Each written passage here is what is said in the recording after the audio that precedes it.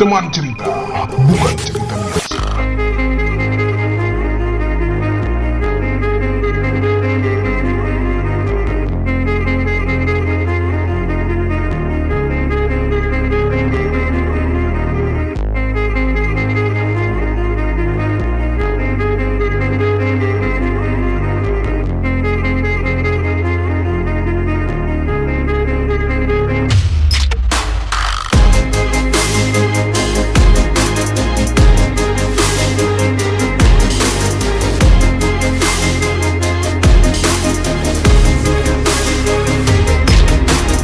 Selamat berjumpa kembali di Teman Cerita, sebuah YouTube channel yang kami dedikasikan untuk mengangkat fenomena, peristiwa, kasus, hingga kebijakan publik yang dipermasalahkan dan menjadi perbincangan masyarakat Indonesia maupun secara khusus di Nusa Tenggara Timur.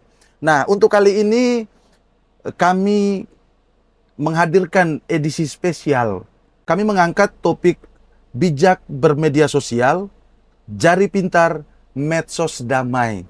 Nah, topik ini kami angkat berkenaan dengan perkembangan fenomena yang terjadi pada media sosial kita hari ini, yang rasa-rasanya orang selalu berdalih bahwa bebas berpendapat tetapi alpa dalam urusan etika komunikasi publik di ruang-ruang digital kita. Untuk membahas hal ini, kami menghadirkan seorang narasumber yang menurut kami sangat kompeten dan berpengalaman dalam urusan komunikasi publik maupun media sosial. Bapak Rektor Universitas Nusa Nipah Maumere, Bapak Jonas Geri Gobang, S.Phil, MA. Ya. Selamat sore, Bapak. Selamat sore. Apa kabar? Luar biasa, dan saya senang sekali bisa menjadi teman cerita. Ya, terima kasih Bapak. Dan memang pertama kalinya teman cerita datang ke kampus Unika yang ya buat kami cukup luar biasa ini. Ya. Selain kampus-kampus lain di Flores yang menurut kami besar, tapi ada kampus Universitas Nusa Nipah yang luar biasa. Bahkan terus membangun, terus berkembang menuju ke berapa tahun ini Bapak? Ini tahun ini kita telah memasuki tahun ke-21. 21 ya. ya. Ya, tahun kemarin kita merayakan 20 tahun. Dan kita memasuki tahun 2026, itu masa usia Universitas Nusa Nipah ke-21 tahun. 21 tahun ya, jadi luar 21. biasa. Ya, 21. Ya. Dan pembangunan saya coba keliling-keliling tadi bersama tim dan memang sudah sangat luar biasa. Ya, kita terus memacu perkembangan, dan saat ini di kampus Universitas Nusa Nipah sudah ada 7 fakultas dengan 22 program studi. 22 program Ya. studi. Alumninya itu sudah berapa banyak? Alumninya itu lebih dari 8.000 atau sudah dia memasuki angka 9.000 alumni, yang notabene mereka sudah berada di berbagai wilayah di Republik maupun di luar negeri. Luar negeri, Ya. luar biasa ya. Ya, dan saat ini student body-nya, jumlah mahasiswa aktif yang sedang berkuliah ini hampir 8.000. 8.000, angka yang cukup besar ya. Ya, untuk wilayah Flores, dia termasuk salah satu jumlah rombongan belajar yang besar. Besar ya. Ya. Mahasiswanya itu datang dari Kabupaten Sika sendiri atau memang dari berbagai daerah ini? Dia datang dari berbagai daerah di Berbagai Flores, daerah di Flores. Lembata, Adonara Solor, kemudian dia juga dari Sulawesi, banyak anak-anak dari Sulawesi, dari Pulau Timur juga ada di ya. sini ya. Ya, bahkan juga ada sejumlah mahasiswa dari mancanegara, dari luar negeri, karena di sini di wilayah Kabupaten Sika ada biara-biara. Banyak biara. Ya, jadi anggota biara tuh mereka kirim untuk studi ke kampus. kampus. Bukan studi ke kampus-kampus ya seperti biasa kita pasti cari kampus di luar provinsi NTT ataupun di Kota Kupang. Ya. Tetapi mereka memilih untuk studi di Universitas Nusa Nipah ya. Ya. Karena kami sungguh memperhatikan terkait dengan daya saing. Jadi kualitas layanan akademik itu memang menjadi concern kami, sehingga kami di sini punya komitmen mutu Nah, komitmen mutu Universitas Nusa Nipah itu bersinergi dan berkelanjutan mewujudkan budaya mutu. Dan budaya mutu ini memang sangat dianjurkan ya, bahkan dalam regulasi pemerintah melalui Kementerian Dikti, Saintek itu sangat diharapkan supaya setiap perguruan tinggi dia melaksanakan komitmen mutu itu sendiri. Nah, Dan karena memang komitmen terhadap mutu, lalu hidup di tengah masyarakat Kabupaten Sika, tentunya kampus Universitas Nusa Nipah dan Bapak Rektor sendiri ya, itu mengetahui dinamika persoalan peristiwa yang terjadi di masyarakat Kabupaten Sika maupun Nusa Tenggara Timur, ya, baik itu di dalam dunia nyata maupun di dalam dunia maya ya. siap. Dan secara khusus kami pada saat ini, kami ingin berbagi cerita dengan teman-teman di rumah bersama Bapak Rektor terkait dengan fenomena media sosial kita, Bu. Ya, Dan kalau kita perhatikan akhir-akhir ini, ya satu sisi bahwa media sosial kita itu berkembang cukup pesat. ya, betul. Mengikuti perkembangan zaman, mengikuti perkembangan peradaban manusia. Ya, Ilmu pengetahuan, kemudian hari ini munculnya AI, Ya. manusia semakin akrab dengan dunia media sosial ya. Betul. Istilahnya kalau kita mau kasarnya itu bangun pagi selalu dahulukan itu lihat handphone, ya, buka medsos. buka. Mau Ya. ke gereja update status Update dulu. status. Mau makan juga update status Ya. dulu. Dan hal ini diperkuat dengan data dari Asosiasi Penyelenggara Jasa Internet Indonesia. Tahun 2025 mencatat jumlah pengguna internet di Indonesia mencapai 229 juta jiwa. Betul. Didominasi oleh Gen Z 25,54%, Ya. kemudian diikuti oleh generasi milenial 25,17% dan generasi Alpha Ya. 23,19%. Oke. Nah, sementara itu aktivitas daring yang terbanyak yang digunakan oleh pengguna internet itu media sosial. Ya. Itu ada di angka 24,8%, kemudian mengupdate berita-berita terkini itu 24,8%, kemudian mengupdate informasi atau berita terkini itu 15,4%. Ya. Nah, dari data yang ada ini tentu satu sisi sebuah perubahan perkembangan yang luar biasa. Ya. Tetapi di sisi lain ada bahaya terkait dengan penggunaan media sosial yang begitu masif tanpa dibekali yang namanya etika media sosial ya. Siap. Tentunya Bapak Rektor dan teman-teman di Universitas Nusa Nipah pasti mengikuti perkembangan media sosial di grup-grup Facebook, di grup-grup WA dan sebagainya. Bagaimana komentar Bapak Rektor ini? Ya, saya pikir memang betul seperti yang tadi disampaikan, bahwa memang kita sekarang berada di era transformasi digital. Ya, segala sesuatu, bahkan proses pembelajaran itu juga diarahkan ke sana. Iya. Dan ketika kita sedang bicara terkait dengan transformasi digital, kita sebenarnya sedang bicara tentang eksistensi manusia itu sendiri. Karena manusia itu juga merupakan bagian dari teknologi, ya. Iya. Teknologi merupakan hasil dari karya manusia. Karya manusia ya. Tetapi ya artinya kita melihat bahwa teknologi itu hasil rasional, ya. Karena manusia itu berpikir, ya, dan dia bisa menciptakan teknologi, maka menghasilkan apa yang tadi saya katakan transformasi digital. Tetapi serentak dengan itu, justru hal yang rasional itu menjadikan manusia menjadi irasional. Betul, Ya. betul. Kenapa? Karena mungkin dia tidak memiliki kemampuan untuk menggunakan teknologi itu. Iya, Nah, iya, itu iya. saya melihat seperti itu. Sehingga media sosial itu bukan lagi sekedar sebuah tren yang ya sekarang kalau kita bicara tren ya di mana-mana orang menggunakan media sosial. betul. Ya. Dan ya di Indonesia ini cukup terbuka, ya. Siapapun ya yang ya belum mengenal teknologi itu secara baik, ya, atau Iya. belum mempelajari bagaimana menggunakan secara benar, dia boleh saja menggunakan. Jadi sama tingkat penggunaan media sosial di Indonesia itu tergolong tinggi. Tadi saya sepakat dengan data dari Asosiasi Pengguna Jaringan Internet Indonesia yang menyebutkan angka 229 juta pengguna itu. Saya pikir itu angka yang sangat luar biasa. Ya. Dan memang kami di Universitas Nusa Nipah itu didominasi oleh generasi Z dan milenial. Yang sekarang kondisinya artinya bahwa di Universitas Nusa Nipah juga banyak sekali pengguna media sosial. Ya, saya kira hampir semua. Tidak ada mahasiswa yang tidak menggunakan media sosial. Betul. Dan itu menjadi profil daripada mahasiswa di universitas ini, dan saya sangka di setiap universitas. Sehingga memang kita selalu melihat dari dua sisi. Ada sisi positifnya. Kalau dari sisi positif itu saya melihat bahwa dari aspek demokratisasi informasi, ya, itu sangat baik karena dia sangat terbuka dan masif. Ya, orang cepat mengetahui segala sesuatu. Kejadian misalnya ini perang antara Amerika dan Israel menyerang Iran, itu di pelosok pun tahu itu. Pada detik yang sama juga sudah tahu.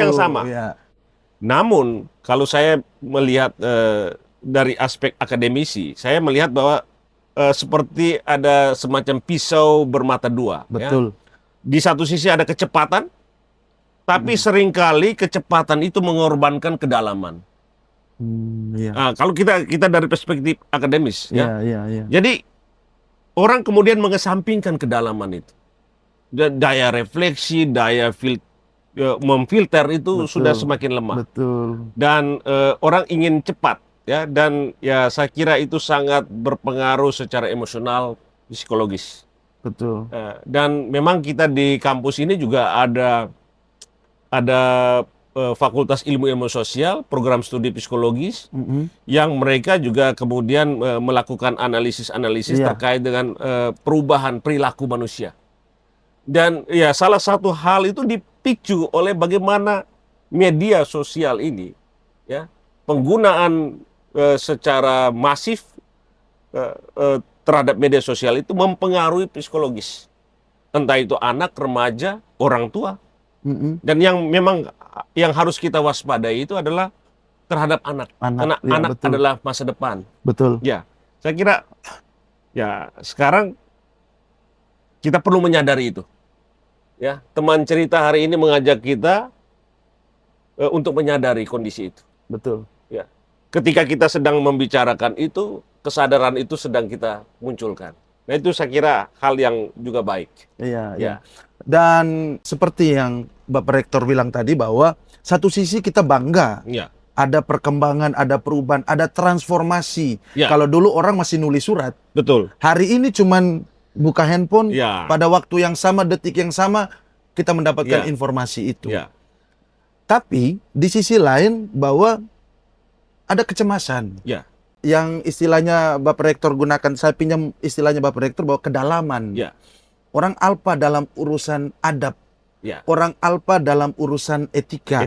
Orang dengan mudah membagikan informasi hoax tanpa verifikasi, tanpa filter di situ. Memposting ujaran kebencian, lahirnya cyberbullying di situ yang seolah-olah dimaklumi sebagai kebebasan berpendapat di media sosial. Di grup-grup Facebook misalnya, contoh ya di Kabupaten Sika itu kami selalu melihat misalnya ya teman-teman bisa buka sendiri, scroll sendiri di beranda Facebooknya, itu ada Forum Peduli Rakyat Sika FPRS. Itu masif sekali informasinya, masif sekali berbagai konten yang dibagikan di situ tanpa filter.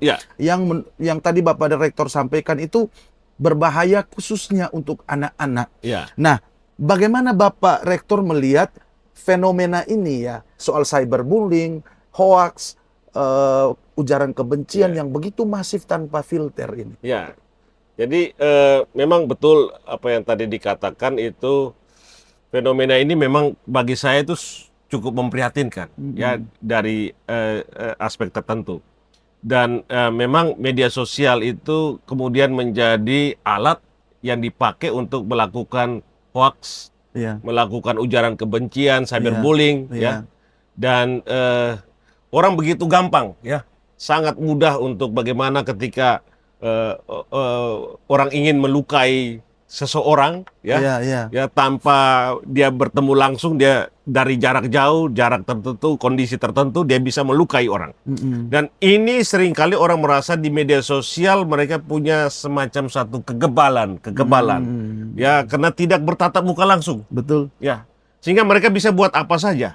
Dan betul. ini saya pikir bagian dari sejauh mana tingkat literasi, ya literasi terhadap media sosial, ya media baru. Dan betul di Sika ini sangat masif, orang punya berbagai komentar di grup, ya di forum peduli rakyat Sika. Saya termasuk salah satu orang yang juga mengamati Iya, iya, iya. lalu lintas komentar, lalu lintas komunikasi, lalu lintas ya berbagai macam hal di situ, dan saya menemukan bukti bahwa masyarakat kita itu kemudian menjadi sangat vokal. Vokal. Tetapi ya menurut saya vokal itu bagus. Iya, Ya. Tapi kalau vokal tanpa etika ini masalah. betul. Ya, vokal tanpa etika dia akan menciptakan situasi destruktif, situasi yang merusak. Ya, situasi dia merusak itu, yang berbahaya itu adalah dia merusak dari pikiran. Ya. Dia merusak dari perasaan. Itu Iya. saya kira bagian yang fundamental dari eksistensi manusia itu sendiri. Jadi kalau dia sudah merusak pikiran, ya dalam tindak, ya dalam tingkah laku, ya kita selalu dikontrol dari Iya. pikiran. Karena itu memang dia punya daya pengaruhnya sangat besar. Sehingga ada gap antara literasi teknologi dan juga literasi etika. Saya Iya. sepakat tadi ketika tadi membicarakan pentingnya etika. Jadi terjadi gap di situ. Jadi orang tahu bagaimana cara memposting, tapi tidak tahu dampak sosiologisnya dari postingannya. Iya, iya. Ya, dan juga dampak-dampak ikutan lainnya. Iya, iya. Hoax, cyberbullying biasanya muncul karena jari kita lebih cepat daripada pikiran. Kenapa? Karena pikiran itu sudah dipengaruhi dengan berbagai macam ini, ya. Bahkan ada orang yang kemudian memposting sesuatu, apa yang dia postingkan itu dia berharap bahwa orang akan melakukan komen, ya. Dan dia menanti itu. Dan ini juga dampak terhadap anak-anak remaja, anak-anak usia di bawah itu, ataupun anak-anak mahasiswa di kampus, itu justru sangat berpengaruh pada kemampuan mereka dalam memiliki daya refleksi, ya. Karena orang pingin cepat, ya, orang pingin instan, ya. Berbeda dengan pendekatan paradigma lama, ya. Iya. Ketika orang mendapatkan informasi itu dengan mencari informasi itu, Betul. mencari ke perpustakaan, Betul, mencari betul. bacaan-bacaan itu. Betul. Ya. Budaya membaca ya. Ya, jadi independent reading itu sebenarnya sudah berubah. Yang tadi saya mengatakan sudah bertransformasi, ya, karena aspek digital ini. Orang bisa baca cepat, ya, orang buka baca. Dan memang media sosial itu membuat orang mau yang cepat, ringkas, ya. Jadi kedalaman tadi yang tadi Betul. saya singgung, kedalaman bagaimana kalau kita membaca buku beda dengan kita membaca postingan-postingan ya, itu. betul. Karena space-nya terbatas. Betul. Ya, Betul. begitu. Dan dia ini kan digital, dia menggunakan elektrik, ya. Betul. Sehingga ya optik kita, mata kita juga terbatas, ya, kalau melihat cahaya dan sebagainya, ya.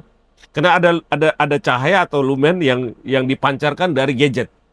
Dan itu memang orang tidak cukup bertahan. Beda kalau kita membaca buku. Betul. Ya. Jadi saya berpikir bahwa di dunia pendidikan, saya kira mungkin harus dibatasi penggunaan gadget. Ya. Atau kita juga melakukan satu gerakan literasi yang masif untuk kembali ke buku. Ada beberapa negara maju, mereka sudah kembali ke buku. Misalnya Australia. Australia. Kemudian sangat berani membatasi Ya. penggunaan media sosial untuk anak-anak dan Anak-anak, remaja. ya. Pertanyaannya kenapa Indonesia tidak berani untuk itu? Saya kira ini memang harus ada political will, ya. Iya. Jadi ada kemauan, dan itu mungkin terwujud dalam sebuah kebijakan. ya dalam sebuah aturan. Tapi saya kira secara mandiri di setiap lembaga pendidikan atau di rumah sebagai sekolah yang pertama dan utama, itu memang kita memang secara konseptual, secara teoritis kita mungkin gampang mengatakan seperti ini. Iya. Tapi apakah ketika kita berhadapan dengan anak kita yang meminta gadget untuk dia ini, itu kadang-kadang dalam diskusi dengan teman-teman itu debatable juga. Ya, Iya, iya, ya. iya. Betul. Mereka tahu akibat atau ya dampak daripada penggunaan gadget. Sehingga memang jalan keluarnya, jalan tengahnya memang harus dibatasi. Ya. Memang di beberapa negara maju itu mereka sudah membatasi. Ya, di sekolah bahkan di Australia tadi sudah disebutkan itu sudah dilarang. Ya, Artinya bahwa ini soal kesadaran kolektif ya, ya, akan bahaya ini. Tapi masyarakat kita, masyarakat Indonesia, Nusa Tenggara Timur belum sampai pada tingkatan untuk adanya kesadaran kolektif. ya. Saya pikir ya kita di Republik ini memang belum ya. Bahkan orang berdalih kebebasan berpendapat. Kebebasan berpendapat dan ya, saya pikir mungkin dengan percakapan ini kita bisa memberikan sesuatu pandangan ya. Benar. Ya, pandangan agar ya siapapun ya pemangku kebijakan dia perlu melihat ini. Karena ini memang dampaknya memang kita tidak langsung rasakan, tapi dia akan mempengaruhi. Kalau kita lihat tadi saya singgung terkait dengan analisis teman-teman dari psikologi, dari program studi psikologi, mereka melihat bahwa anak-anak sekarang lebih agresif daripada yang lain, ya, daripada pada masa yang sebelumnya. Ya, mereka juga cepat bosan. Itu menurut mereka itu adalah akibat dari apa yang mereka selalu ikuti di medsos. Ya.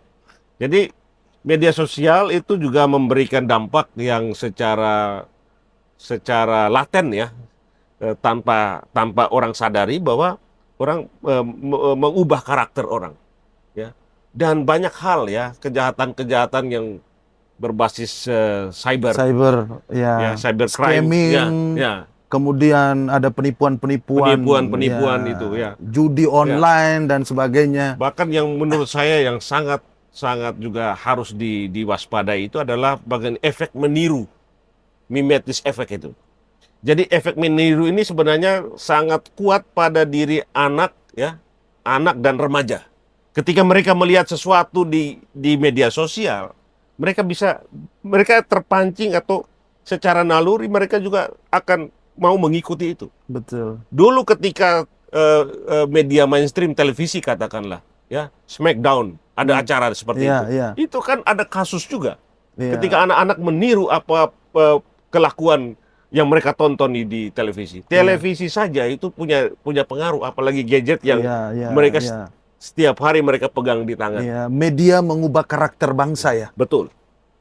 Nah, ini saya kira ini satu pesan yang menurut saya ya walaupun kita dari Flores, kita boleh menyuarakan pesan mondial seperti ini. Media bisa berdampak terhadap sebuah karakter, sebuah peradaban. Saya teringat begini, Bapak Rektor. Saya teringat bahwa Jepang itu bukan budayanya sepak bola loh. Jepang itu budayanya kasti. Tapi bagaimana bangsa Jepang mengubah negaranya itu menjadi negara yang raksasa sepak bola Asia dengan cara membuat kartun, anime, Kapten Tsubasa kalau tidak salah. Kemudian misi yang bergerak berjalan yang cukup lama, jangka panjang, akhirnya membuat Jepang menjadi negara raksasa sepak bola. Tapi kalau kita Indonesia, kalau kita Indonesia mungkin produksi sinetronnya banyak ya. Akhirnya membentuklah masyarakat Indonesia yang per episode nih. Habis isu ini muncul ini, habis isu ini muncul ini. Dan itu harusnya menjadi catatan refleksi untuk para pemangku kepentingan, para pengambil kebijakan. Saya sepakat dengan itu. Dan memang percakapan ini harus memberikan semacam warning ya kepada para pemangku kebijakan, mereka yang pengambil keputusan ya di berbagai tingkatan, termasuk di negara ini ya, bahwa memang perlu dikaji secara lebih mendalam bagaimana penggunaan media ya atau gadget di negara ini pada rentan usia tertentu.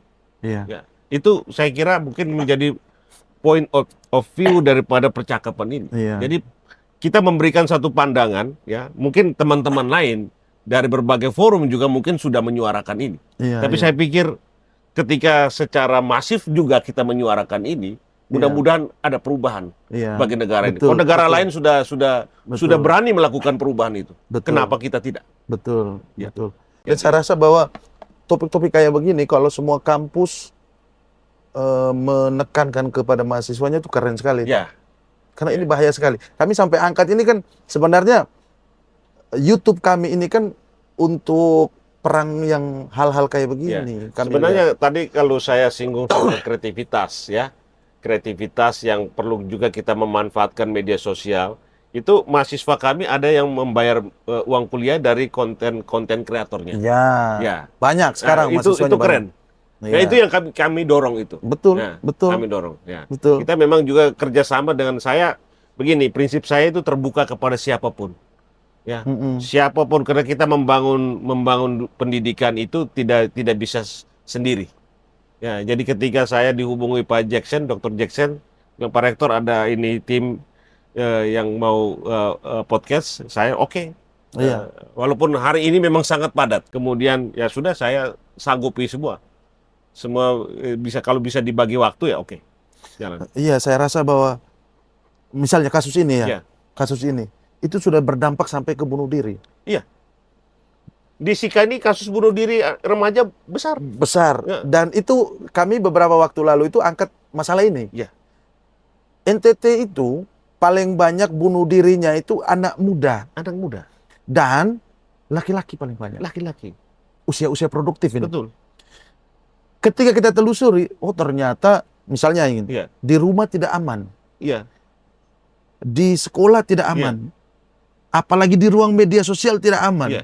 Lari ke rumah-rumah ibadat, di sana hanya ada penghakiman. Iya. Akhirnya orang NTT itu tidak tahu di mana sih tempat yang aman. Iya. Nah, Iya. pada titik tertentu pikiran buntu, terjadilah kasus-kasus kayak begini. Iya. Dan itu Iya. terjadi. Dan begini, media sosial juga mengajarkan bagaimana cara membunuh diri.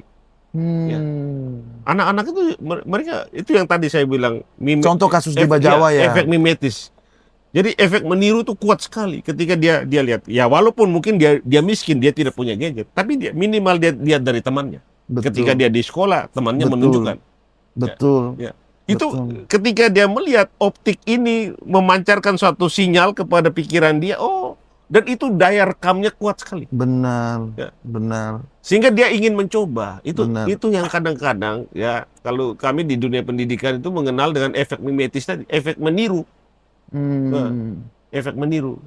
Jadi ya dulu televisi saja punya dampak gitu. Tadi singgung soal sinetron. Betul. Betul. Singgung soal sinetron. Dulu saya termasuk salah satu juga yang menolak sinetron. Karena sinetron di Indonesia itu diproduksi untuk meninabobokan masyarakat Indonesia. Kalau saya pakai istilah 3M, Ya. menangis, menyanyi, menari. Itulah film-film sinetron Indonesia. Ya, dan itu meninabobokan. Orang kemudian tidak melihat realitas Indonesia itu sesungguhnya. Karena di sinetron itu ditampilkan keluarga kaya, dia punya mobil, dia cantik, dia kaya, dia ganteng, ya, dia terlibat dalam cinta segitiga, kemudian ada rumah sakit, kecelakaan, kena tabrak, ya itu Mudah ditebak. mudah ditebak. Ya, saya termasuk ketika saya kebetulan ambil ini studi ilmu komunikasi di UGM.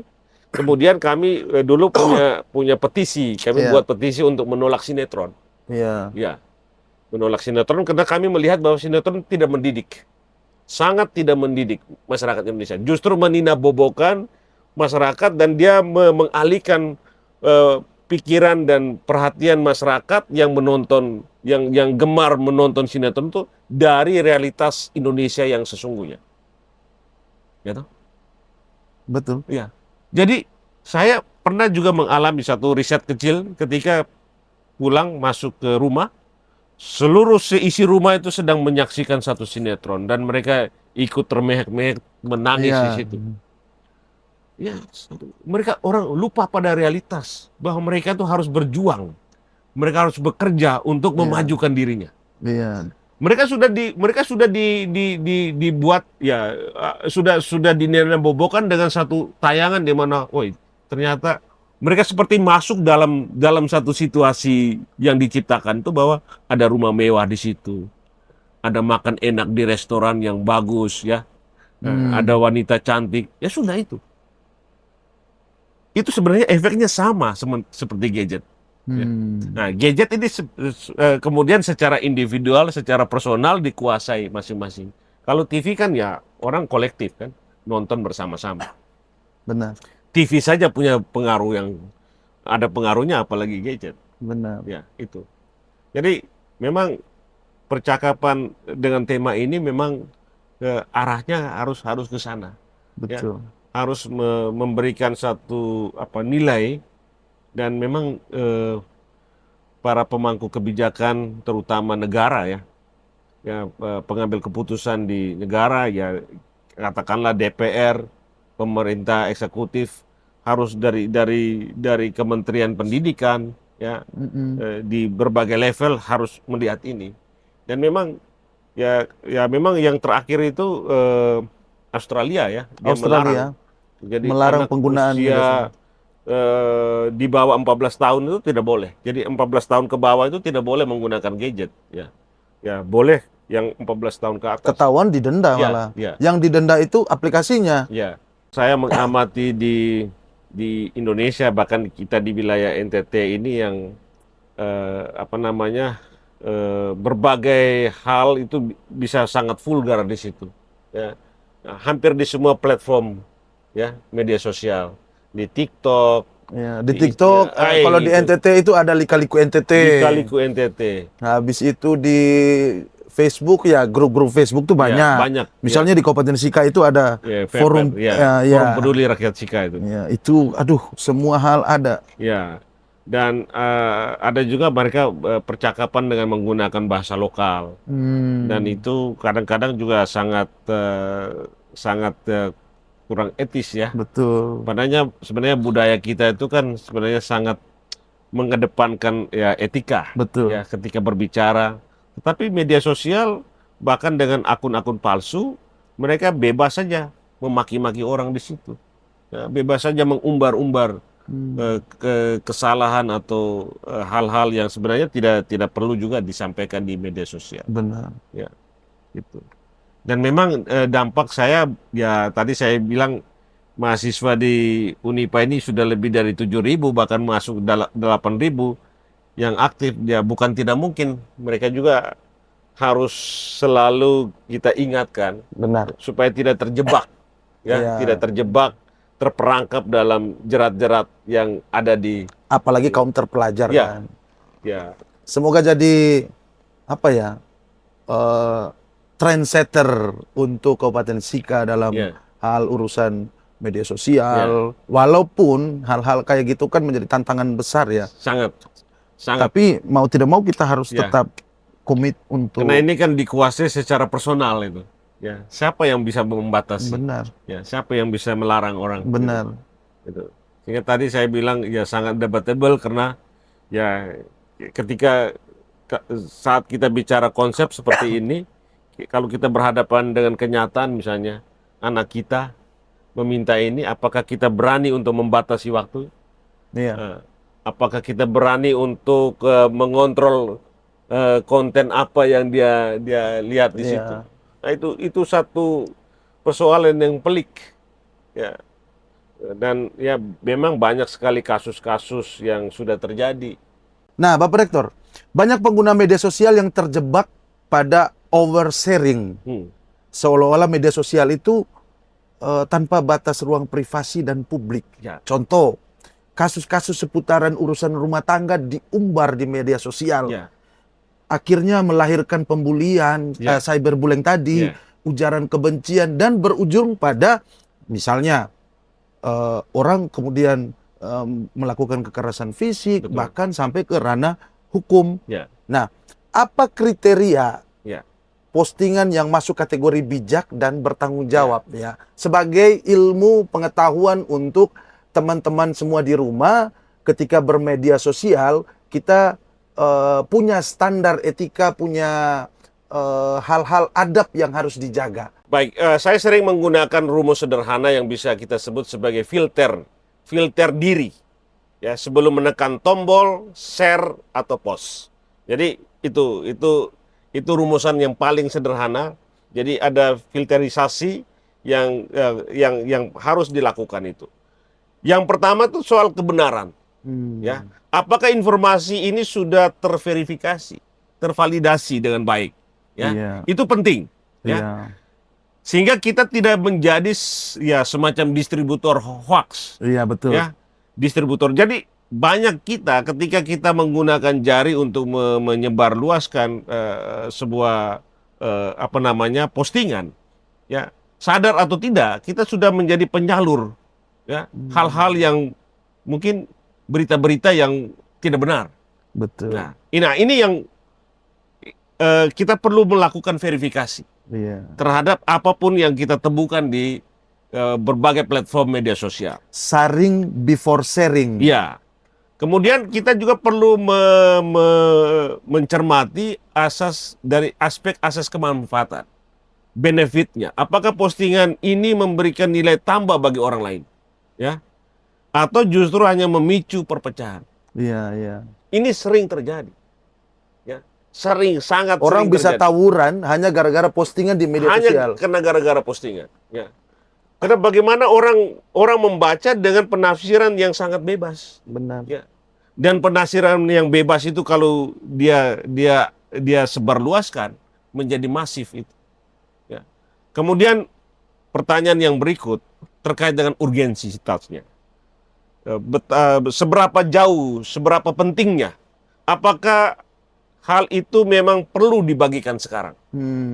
Yang kita temukan dalam berbagai postingan. Ataukah hanya sebuah dorongan emosi sesaat? Betul. Kadang kita kena dorongan emosi sesaat, kita langsung posting. Betul. Tapi kita tidak cukup mempertimbangkan kepentingan atau urgensitasnya. Yang berikutnya empati. Memang ini berbagai peristiwa bisa kita temukan di media sosial, ya. Tetapi misalnya kasus-kasus pembunuhan, kasus-kasus bunuh diri, ya. Apakah kemudian karena rasa empati kita kemudian kita meneruskan begitu saja? Betul. Saya kira kita perlu mencermati dan ya saya selalu mengajak atau menyampaikan kepada para mahasiswa bahwa empati dalam bermedia sosial itu menjadi sesuatu yang penting, ya. Bahkan Ya. foto mayat jenazah itu Iya. diposting begitu saja tanpa ada Begitu filter. vulgar gitu. Vulgar sekali. Sangat vulgar. Jadi kemudian yang juga fenomena yang juga saya amati yaitu ada juga yang konten-konten yang mereka bertujuan untuk menghibur, ya. Tapi hiburan itu sebenarnya di balik hiburan itu ada mengandung kekerasan. Benar. Ya, ada mengandung hal-hal yang bersifat ya seksis, ya, Iya, betul. yang mengarah kepada betul. hal-hal seksualitas, ya, ya. seksualitas. Ya. Dan itu kalau itu ditonton oleh seorang anak, dia Benar. mengatakan oh berarti ini boleh ini. Benar. Karena yang direspon adalah tertawa. Benar. Sesuatu yang mungkin sedang dinikmati gitu. Iya, iya. Seolah-olah kita permisif terhadap hal-hal kayak begitu. Sangat. Ya, karena itu saya kembali kepada tadi pernyataan awal terkait dengan etika itu menjadi penting. Etika itu membutuhkan kebijaksanaan. Ya, jadi bijak bermedia sosial berarti kita sadar bahwa setiap jejak digital adalah cerminan dari karakter dan integritas kita sebagai manusia. Nah, ini saya kira dalam kehidupan manusia kita kenal dengan peranata sosial, agama, dunia pendidikan, sekolah, keluarga, Benar. ya toh, bahkan negara, ya, itu punya menurut saya harus berkolaborasi untuk bisa menyuarakan hal ini secara konstan, secara terus-menerus, ya, tidak boleh bosan untuk menyuarakan ini. Bahkan tadi sampai pada suatu kebijakan. Iya. Jadi apa yang kita perbincangkan ini mudah-mudahan bisa menjadi agenda publik. Betul. Ya, dari publik kita semakin banyak orang yang mau supaya diperbaiki nih. Betul. Ya. Kalau itu sudah menjadi agenda publik, kita berharap bahwa itu menjadi suatu kebijakan yang bisa diambil oleh negara. Iya. Jadi saya sangat berterima kasih ini. Iya, siap. Teman cerita sudah mengajak kita untuk berpikir sesuatu. Ya mungkin orang lain mengatakan, wah ini kan biasa. Bermedia sosial sesuatu yang biasa, gampang. Iya. Tetapi orang tidak melihat aspek di balik itu. Benar. Dampaknya. Itu. Dampak psikologi, Ya. dampak kehidupan Ya. sosial Ya. sosial budayanya. Ya. Kemudian seolah-olah Ya. membuli, kemudian menyampaikan ujaran kebencian, membagikan hoax itu seolah-olah menjadi budaya kita. Ya, kami di dunia pendidikan ya, khususnya di pendidikan tinggi merasakan itu. Ya. Kita Ya. sangat merasakan itu dan memang menjadi suatu PR besar bagi kami untuk bagaimana membangun kesadaran itu. Ya, sehingga ya dari sisi pembelajaran atau pendidikan kita di sini juga tidak juga meminta para dosen juga kalau penugasan itu juga melalui apa? Melalui bagaimana mereka mengerjakan tugas dengan tulis tangan gitu. Ya. Sudah harus kembali ke sana. Iya, iya. Sehingga minimal mereka juga tidak copy paste. Betul, betul. Ya. Apalagi AI hari ini. AI itu ya. Jadi saya juga mendorong dosen untuk juga melakukan penugasan atau apa dengan kembali ke Tulis tulis tangan. tangan. Ya. Iya, betul. Ya. Sebab ya sekarang apa yang tidak ada di media sosial? Iya. Dengan teknologi artificial intelligence yang sangat canggih, Iya. ya. Cukup diketik muncul semua. Bahkan sekarang perintah pakai suara. Benar. Nah, dan anak-anak kecil sekarang itu walaupun mereka tidak tahu ketik, Iya. tapi cukup dengan suara saja Dengan suara muncul saja muncul. semuanya. Ya. Dan ini cukup mencemaskan. Ya. Saya pikir tadi saya bicara soal kedalaman ya. Memang kita membutuhkan satu generasi atau kita harus memikirkan generasi kita ya, para penerus generasi ya, di bangsa ini atau di wilayah kita di mana kita berada harus memiliki satu kedalaman ketika dia berpikir tentang sesuatu. Sebab kalau tanpa itu, saya pikir ya manusia itu kemudian menjadi irasional oleh teknologi yang dihasilkan sendiri. Iya. Smartphone, Ya. but not smart man. Ya. Akhirnya orang memegang handphonenya yang Ya. mahal, Ya. yang sangat pintar. Ya, sangat pintar. Smartphone artinya Ya. kan Ya. handphone yang pintar ya. Ya. Tetapi yang jadi masalah itu Manusianya. manusia yang menggunakannya itu pintar apa tidak. Ya. Jangan sampai teknologi yang menguasai manusianya, bukan Ya. manusia yang menguasai teknologinya. Ya. Itu yang menjadi catatan yang perlu diperhatikan semua oleh teman-teman di Ya. rumah. Nah, terakhir untuk Bapak Rektor, Ya. apa pesan untuk netizen Indonesia khususnya di Kabupaten Sika dan Nusa Tenggara Timur agar menjadikan media sosial itu sebagai ruang yang sehat dan produktif, Oke. jauh dari yang namanya hoax, ujaran kebencian, dan cyberbullying. Cyberbullying. Jadi pesan saya untuk saudara-saudaraku di Kabupaten Sika, khususnya dan juga di Provinsi Nusa Tenggara Timur, mari kita bawa kultur ketimuran kita yang penuh kesantunan, kasih, dan kekeluargaan ke dalam ruang digital. Jadi ruang digital harus diisi dengan kasih, kesantunan, dan kekeluargaan. Sebab kita perlu menjadikan media sosial sebagai etalase potensi. Ya, sekali lagi media sosial harus bisa menjadi etalase potensi. Ceritakan tentang keindahan alam kita. Ceritakan tentang budaya kita. Ceritakan tentang hasil dari kreativitas anak-anak muda NTT. Itu yang harus dipenuhi di berbagai postingan di media sosial. Berhenti memproduksi kebencian. Perbedaan pendapat itu wajar, tapi jangan sampai merusak tatanan persaudaraan kita. Saya pikir ini menjadi hal yang fundamental dalam kehidupan sosial manusia. Gunakan untuk produktivitas media sosial itu. Belajar hal yang baru, berjualan produk lokal, dan membangun komunitas positif. Ya, Mari para pengguna media sosial, dimanapun Anda berada, ingat jari kita bisa membangun, tapi juga bisa meruntuhkan. Mari kita pilih untuk membangun Kabupaten Sika, membangun Provinsi NTT melalui jempol yang cerdas, hati yang bersih. Dan saya pikir dengan cara itulah kita memberikan kontribusi yang konkret bagi peradaban manusia. Saya sangka dari NTT kita bisa berbuat sesuatu yang bermakna bagi Nusantara, juga bagi dunia. Terima kasih banyak Bapak Rektor untuk waktu dan kesempatan kepada kami untuk bisa berbagi cerita terkait dengan topik ini ya. Luar biasa ceritanya, sangat bermakna, dan saya terima kasih juga Bapak Rektor tadi menghadiahkan sebuah buku Pendidikan Bersinergi, Berdampak dan Berkelanjutan. Ini buku 20 tahun. 20 tahun 20 ya. tahun kampus ini berdiri. Dia berdiri sejak tahun 2005. 2005. Kita merayakan Dies Natalis itu setiap tanggal 19 September. Saya rasa bahwa topik yang kita bahas hari ini merupakan salah satu juga bentuk berdampak dan bersinergi ya.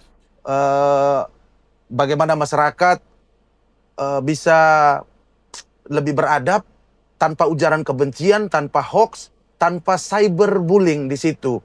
Dan tentunya ini sebagai bukti bahwa kampus juga bukan menjadi menara gading yang hanya bisa dilihat oleh masyarakat tetapi berdampak, terlibat dalam persoalan-persoalan publik. Terima kasih Bapak Rektor untuk waktunya. Dan teman-teman di rumah, sekian dulu cerita kita kali ini. Semoga apa yang telah kami bagikan, apa yang kami sajikan ini menjadi informasi dan edukasi buat kita semua, khususnya terkait persoalan bagaimana sih etika kita bermedia sosial, bagaimana sih kita berselancar dalam dunia digital. Kami ajak kita semua untuk tetap waras bernegara, tolak segala macam bentuk hoax, tolak segala macam bentuk provokasi, dan pastikan teman-teman semua tetap mengikuti kami karena yang kami sajikan bukan cerita biasa. Kita akan berjumpa kembali pada konten-konten kami selanjutnya. Sampai jumpa. Terima kasih Pak Rektor.